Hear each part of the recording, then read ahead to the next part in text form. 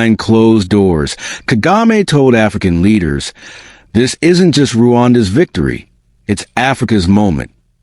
The flying car was born from years of secret work by African engineers, many dismissed by Western institutions. Kagame gave them trust, funding, and freedom. The result? A machine built for Africa's challenges, able to take off from short runways, land on rough terrain, and power itself without fragile grids. Cut to global reactions. Emergency meetings in Washington, late-night summits in Brussels, analysts in Beijing dissecting footage frame by frame. The world scrambled to understand Rwanda's breakthrough. Tech giants panicked. Could they compete? Had Africa just leapfrogged the entire industry? Seen the next day, Kagame faces a sea of microphones. Narrator: Kagame's message was clear. We're not building this to dominate the world. We're building it to free it. Every nation that dreams with us will share this future. But Africa will no longer wait for permission. Montage. Murals of flying cars appear on walls in Nairobi, Lagos, and Cape Town. You chant, "Africa's time is now." Narrator: across Africa, pride surged. From villages to cities, the message was the same. If Rwanda can do it, so can we. In Kigali, a new aerotech hub sprang to life, with assembly lines powered by Africa's clean energy innovations. This wasn't just about flying cars. It was about building an independent ecosystem. Seen a sabotage attempt at the Kigali hub. Alarms blare. Security apprehends infiltrators. But success bred enemies. One night, saboteurs tried to infiltrate the Kigali hub. Rwanda was ready. Kagame's intelligence network had been watching. The failed attempt sparked outrage across Africa, with crowds chanting, "Hands off our future." Montage. Flying cars in action, delivering vaccines in Kenya, reaching remote villages in Rwanda, transporting goods in Ghana. The flying cars became more than a spectacle.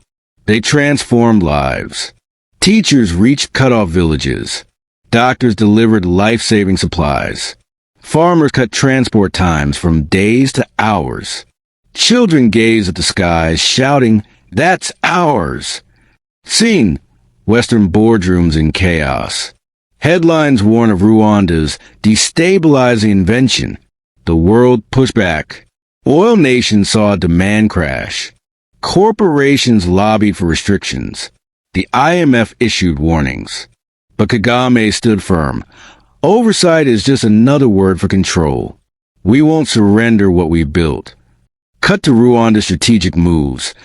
Trade deals with China, India, and Brazil. African markets stand strong. Rwanda outsmarted the pressure, forging new alliances and trading in local currencies. For the first time, Africa wasn't begging. It was leading. Seen, Kagame steps back, addressing the continent on live TV. In a shocking move, Kagame declared, "This isn't about one leader. It belongs to every African who dares to dream." Local communities, universities, and villages began adapting the flying car for their needs. Farming, medical aid, tourism. The dream spread like wildfire. Final scene. A fleet of 50 flying cars soars over Rwanda, Lake Victoria, and beyond in perfect formation. The world watched as Africa's flying cars took flight in a historic demonstration. This wasn't just technology. It was freedom in the skies. Nations rushed to partner with Rwanda. Universities became global innovation hubs. The balance of power shifted forever. Closing shot. African children draw flying cars with wings and glowing cores in their notebooks. Years later, African children no longer drew cars with wheels. They sketched wings and turbines. The flying car wasn't science fiction. It was their reality. When asked who built it, they didn't just say Rwanda. They said, "We did. Africa did." Text on screen. Africa's time has come. The future is now. What began as a bold dream became a legacy. Africa didn't just rise. It soared. And the world will never be the same. And with upbeat music and a call to action. Like, subscribe, and share to spread Africa's story. Dawn in Kigali, Rwanda. Golden sunlight spills over the horizon, illuminating a massive crowd gathered along a sleek red carpet stretched across a runway. Soldiers stand tall. Cameras from global news networks focus on a stage where something extraordinary is about to happen. In the heart of Kigali, under a sky painted with dawn's golden light, thousands waited in anticipation. This wasn't just an event. It was history in the making. President Paul Kagame stepped forward, his presence commanding yet calm. Beside him, hidden beneath a sleek black veil, was a machine set to rewrite the future.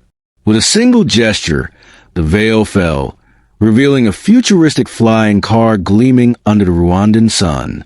Cue gasps from the crowd. Cameras flash. Reporters scramble, shouting into their microphones. The world froze. This wasn't just a car. It looked like something straight out of a sci-fi blockbuster. Polished metal, glowing accents, an aerodynamic frame that screamed innovation.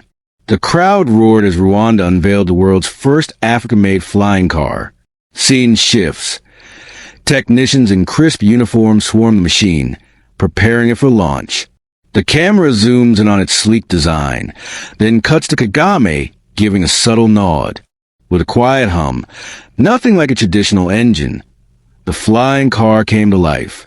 Its wheels folded inward, wings extended seamlessly, and in a heartbeat, it lifted off the runway. The crowd erupted. Journalists screamed, "This is history unfolding." Drone footage shows a flying car soaring over Kigali's skyline, gliding past glass towers and lush green hills, leaving streaks of light in its wake. The flying car didn't just fly. It danced through the sky with near-perfect balance.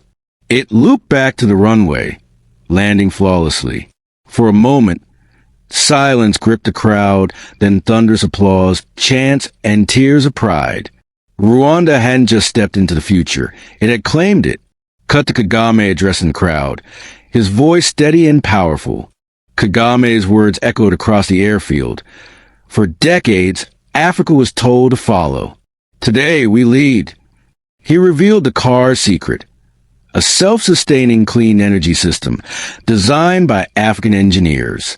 No fuel, no emissions, no reliance on foreign oil. Montage. Global newsrooms replay the footage.